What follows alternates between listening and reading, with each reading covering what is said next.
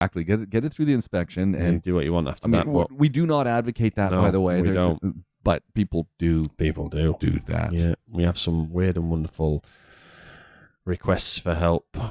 Yeah, we had a guy with a Golf whose suspension was put onto air suspension. Okay. And he's part of the whole sort of like stance scene, and he failed the test because the RTO were like, well, your suspension's modified and it's not allowed.